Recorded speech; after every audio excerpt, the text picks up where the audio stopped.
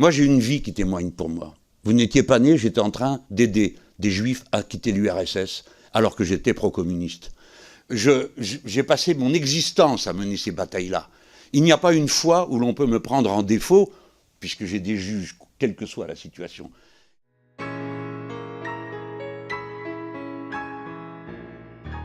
Monsieur Mélenchon, on va aller droit au but. Je pourrais vous parler de la montée de l'antisémitisme dans notre pays. Vous rappelez que les actes antisémites représentent 60% des agressions à caractère religieux, alors que la population juive constitue moins de 1% de la population. Je pourrais alors vous demander pourquoi vous semblez voir de l'islamophobie partout et de l'antisémitisme nulle part. Je pourrais ajouter que cette minimisation de l'antisémitisme participe à créer un terrain propice à l'entrisme islamiste.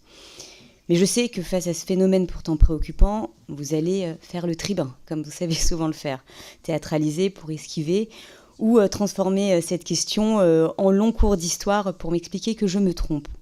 Alors aujourd'hui, je ne vous demanderai pas de répondre à ces questions déjà posées 1000 fois. Je vous demande plutôt de nous éclairer sur les agissements de ceux que vous faites élire au sein de nos institutions nationales et européennes qui, portant notre écharpe tricolore, semblent pourtant ne pas du tout vouloir défendre notre pays.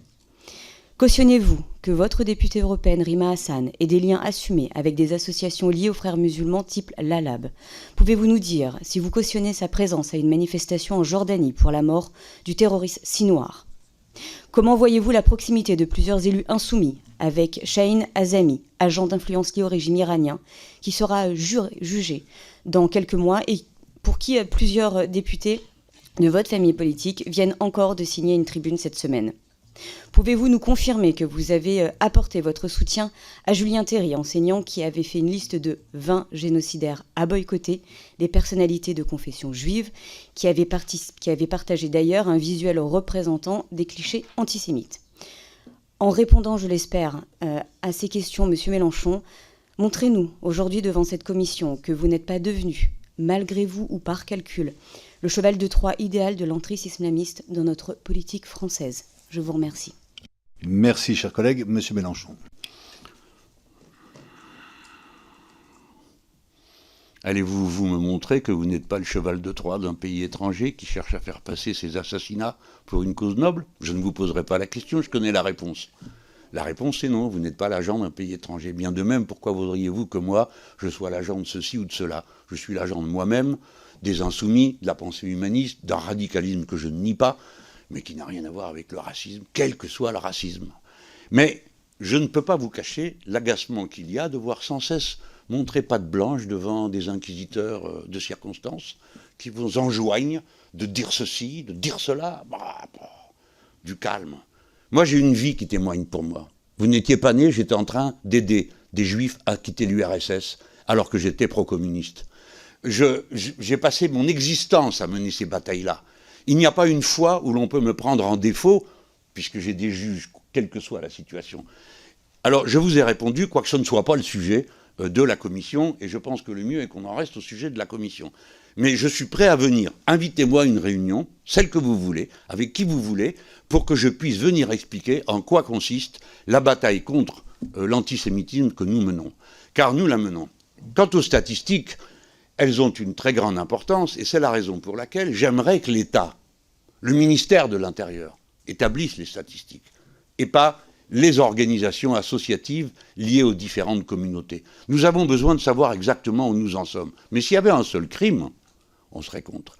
Voyez-vous, quand Mme Mireille Knoll a été assassinée dans les conditions dont vous vous souvenez sans doute, nous appelâmes, nous groupes, j'étais le président du groupe, à la marche qui devait se faire. Tous les groupes ont signé. Nous nous y sommes rendus. Nous avons téléphoné la veille pour prendre nos précautions auprès du CRIF pour lui demander d'assurer notre sécurité. Il nous a dit qu'il ne pouvait pas le faire. Nous sommes venus quand même. Nous avons été agressés par une organisation juive qui est considérée comme terroriste en Israël comme à New York et qui a couvert d'insultes les femmes qui étaient parmi nous et qui nous a agressés. Et personne ne nous a défendus ce jour-là. Qu'ai-je dit à la sortie? Ai-je maudit tout le monde? J'ai dit je ne confonds pas 40 illuminés et je veux que chaque juif du plus modeste village de ce pays sache que s'il a un problème, il aura les insoumis à ses côtés pour le défendre. Nous n'avons aucune raison de faire quelque concession que ce soit. J'ai vu qu'on me dit que c'est par clientélisme. Mais qu'est-ce que c'est que cette histoire? Vous figurez que les musulmans sont clients de politique antisémite, mais c'est une vision raciste des musulmans, ça n'existe pas.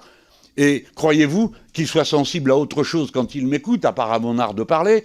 Qu'est-ce que je raconte quand même? Ce sont des gens munis d'un cerveau, et ils entendent des revendications sociales avec lesquelles ils se retrouvent. Pourquoi? Parce qu'il se trouve que les musulmans, à cette étape de notre histoire, font partie des catégories sociales qui ont commencé à la première marche. Et maintenant, ils sont en train de monter à toute vitesse. Gloire au peuple français ainsi composé. Alors après, Madame Rima Hassan, franchement, écoutez, vous ne vous fatiguez pas de la prendre pour cible. Mais oui, mais ce n'est pas vrai, elle n'a pas participé à une marche pour machin, pour truc, pour bidule, qui fait que je suis obligé de me tenir informé à chaque instant de ce que tout le monde fait pour pouvoir y répondre. Non, elle est à une marche qui a lieu toutes les semaines. Et toutes les semaines, comme elle se trouvait là, elle est allée à la marche. Voilà, elle est allée à la marche, elle n'a aucune... Elle s'est excusée, elle s'est expliquée 10 fois sur cette affaire-là. Je ne vous dis pas qu'on ne commette pas d'erreur, madame. Je ne vous dis pas ça. Nous en commettons. Et quand nous en commettons, nous nous excusons pour avoir dit des choses qu'il ne fallait pas dire, ou parce que nos adversaires, jamais. J'en ai jamais entendu un seul dire « Ah ben non, j'aurais pas dû parler comme ça à M. Mélenchon ». Alors je dis au rapporteur, Mathieu Bloch, il y a un instant, à montrer le lien qu'il y a, à créer une ambiance avec les violences que l'on déclenche. Nous autres, moi je viens du mouvement socialiste, nous en savons quelque chose. Parce que c'est pour ça, et comme ça qu'on nous a assassinés, Jaurès. À force de le présenter comme un ami de l'Allemagne et le reste, etc., il s'est trouvé un dingue pour aller lui tirer dessus. Bon. Figurez-vous que moi j'ai fait l'objet de 2 tentatives de meurtre, n'est-ce pas? Dans le premier cas, le premier commando, il s'est pris 9 ans de prison, et dans le deuxième, 18. Donc, je sais de quoi vous parlez, monsieur le rapporteur. Et j'ai pas l'intention, moi, si peu que ce soit, de le créer pour les autres. J'aime la joute, j'aime la polémique, j'aime la dispute. Ça m'est agréable de participer au sens philosophique à la dispute, mais pas à ça. Pas à la menace physique, pas à l'intimidation, pas au meurtre, etc. Aucun d'entre nous ne l'a fait et ne le fera jamais. Et si quelqu'un a un comportement ambigu, alors je le lui dirai, vous me le signalerez, je lui dirai, il ne faut pas faire comme ça. Parce que moi, Mélenchon, qui suis un Méditerranéen, je parle avec les mains et avec les yeux, mais le reste du temps, il faut tous baisser d'un ton. Et j'y suis disposé. Votre question ensuite, c'était à part Rima Hassan, l'enseignant.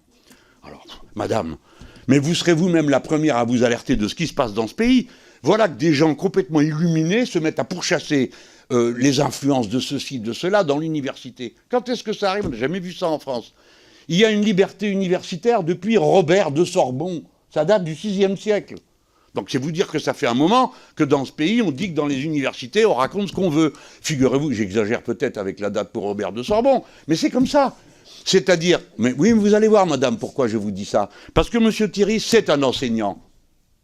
C'est un enseignant. Et voici qu'on a trouvé une porte d'entrée pour commencer la chasse à l'enseignant du supérieur que l'on prendrait en défaut. Qu'est-ce qu'il a fait? Il a pris une liste de gens qui ont signé une tribune. Et prenant cette liste de gens, il cite qui sont les signataires. Il y a dedans un curé, alors c'est dire que comme juif, on fait mieux qu'un curé. Et il les cite, il dit, cela, il faudra se rappeler, ils soutiennent le génocide. Est-ce que c'est une bonne idée de faire ça ou pas? Il n'a pas été prudent, car aujourd'hui, il suffirait de citer un seul nom pour que ça déclenche une affaire. Alors après, d'autres gens trouvaient ceci, cela, parce qu'aussitôt, il y a des armées qui se mettent en mouvement pour aller vous chercher sous chaque cheveu si vous n'avez pas un pouls. Bon, lui, il a critiqué une tribune et les signataires de cette tribune. Et j'ai défendu cet homme. Et je vous préviens que je vais défendre tous ceux qui, à l'université, auront des points de vue iconoclastes. Cet enseignant n'est pas antisémite, ne l'a jamais été, il ne l'est pas et il ne le sera jamais. Si vous me prouvez le contraire, madame, je serai le premier à vous donner raison et aller lui dire « je change d'avis ». Venez me démontrer qu'il l'est. À mes yeux, il ne l'est pas. Mais je vous mets tous en garde. Attention au confort, à la facilité qui consiste à prendre un adversaire et à la harceler sans vous rendre compte du précédent concret.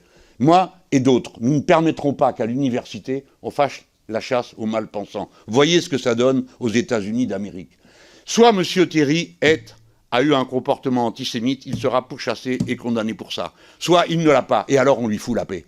Et on ne le menace pas, et on n'essaye pas d'intimider les autres. Voilà ce que je peux vous répondre, je ne peux pas faire mieux que de vous dire dans quelle situation je prends. Y a-t-il une question à laquelle je n'ai pas répondu? Même si vous considérez que ce n'est pas vraiment une réponse que je vous fais là. Merci, M. Mélenchon. Madame Thévenot, votre micro, pardon. Pardon. Rapidement, oui. Excusez-moi, Madame Panot, c'est Monsieur Mélenchon lui-même qui demande s'il n'y a pas une autre question à laquelle il n'a pas répondu. Et oui, vos réponses ne répondent pas du tout sur le fond à ce que je vous ai posé, mais c'est pas grave. Il y en a une sur Chaim Hamzami et les liens avec plusieurs députés de votre famille politique qui ont signé une tribune encore cette semaine. Merci, Monsieur Mélenchon. Ne m'envoyez pas, madame, je ne vais pas pouvoir répondre, je ne sais pas de qui vous parlez. Alors donc, j'ai la plus grande... Il est de quelle nationalité déjà pour commencer? Iranien. Ah ben alors, je suis le dernier que vous allez venir embêter avec l'Iran, parce que même quand l'ayatollah Khomeini était en France, et que tout le monde était là alors qu'on était tous anti-Shah, hein, moi je ne soutenais pas l'ayatollah, alors c'est pas maintenant que je vais le faire, ni aucun des miens. Non, avec le régime iranien, nous n'avons aucune, et d'ailleurs il nous rend bien la monnaie de notre pièce, parce que nous n'avons aucune sorte de sympathie, ni pour eux, ni de près, ni de loin, et dans aucune de leurs activités. J'ai d'ailleurs dit notamment qu'un régime dont le premier chef dit qu'il va rayer de la carte un État voisin, en l'occurrence il s'agissait d'Israël, ne peut pas mériter autre chose que notre mépris et notre volonté de le voir dégager le plus vite possible. Nous sommes opposés à tous les régimes théocratiques, tous, sans exception, et je n'en ferai pas la liste pour me fâcher avec le moins de monde possible dans cette salle, parce que je crois que j'en ai déjà assez fait. Tout à l'heure avec les Émiratis, à qui je tiens à répéter que je n'ai aucune querelle avec eux, mais s'ils veulent bien les espionner plus loin, ça nous arrangerait.